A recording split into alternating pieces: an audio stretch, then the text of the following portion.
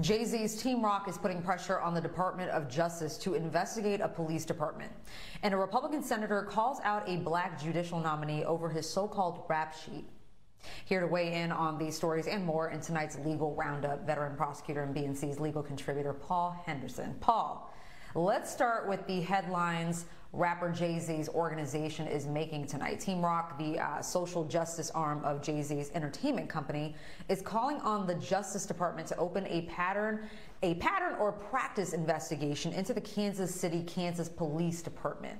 In an open letter, Team Roc and the Midwest Innocence Project, who we've had on this show a couple of times, call for an investigation into claims of corruption, brutality, and systemic misconduct dating back to the 90s.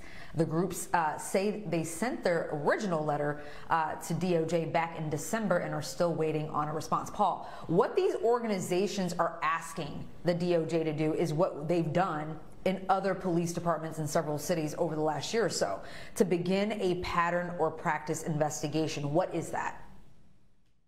Okay, so what that is that is an examination to look at some of the data to see race disparities typically in policing. And these are things that we don't have to guess as to whether or not they exist. We already know that they exist, and there are facts around them existing from departments that keep records about whom they stop, who gets arrested, and you compare that or overlay it with the race analysis to confirm that departments are doing inappropriate things. And some of the things that Jay-Z pointed out here were several specific disparities that have been highlighted in news in the area.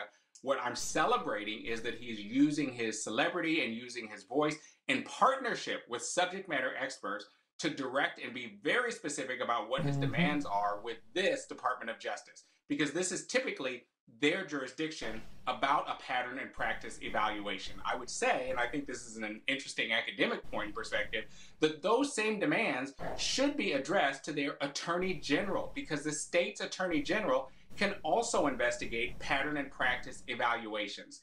It's the bread and butter for the Department of Justice and their Civil Rights Division.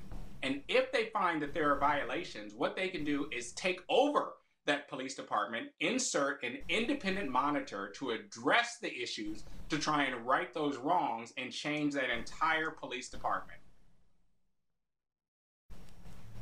You know, Paul, you bring up a really interesting point because, listen, I too love when powerful people use their influence for good. You know, subject matter experts, it's important that when people like Jay-Z, people who don't necessarily understand the work, but understand the outrage, right? They're doing more than just social media campaigns. They're bringing people to the table that really do this work day in, day out. So how important is a partnership like this between groups like the Innocence Project and Jay-Z's Team Roc to actually get things done? It's of paramount importance because it brings to light what some of the issues are specifically for disenfranchised communities, and it makes accurate demands of the exact right agency and the subject matter that they're supposed to be focused on. One of the things that I think is really interesting when we're looking at this case in particular is that there has been an entire history where the Department of Justice and the Civil Rights Division was dismantled and put aside from the last administration. And so now that the new administration, the Biden-Harris administration, has renewed the Department of Justice, they have rehired a lot of the staff that was cut to less than half from what it was under the Obama administration.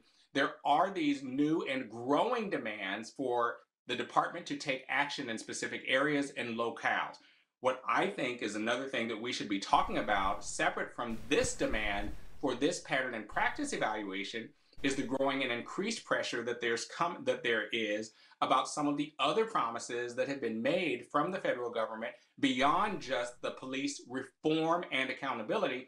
And those include so many topics like voters' rights, death penalty, the George Floyd bill. What about that? That would address at least some of the concerns that are raised in this pattern and practice evaluation and allow the rest of the nation to be caught up to a specific standard so that we know what we could expect, but we still have not passed that bill. And I think that because that bill still has not passed, we're going to see more demands at a local level to make these interjections from the Department of Justice. I would remind folks that many of these demands could be met at a local level by making these same demands to your local chief of police, to your local mayor, to your local board of supervisors, to address concerns that can be leveraged with agencies like civilian oversight agencies that can step in and do that work as subject matter experts to make demands, to collect that data, to analyze that data and make it transparent, to empower disenfranchised communities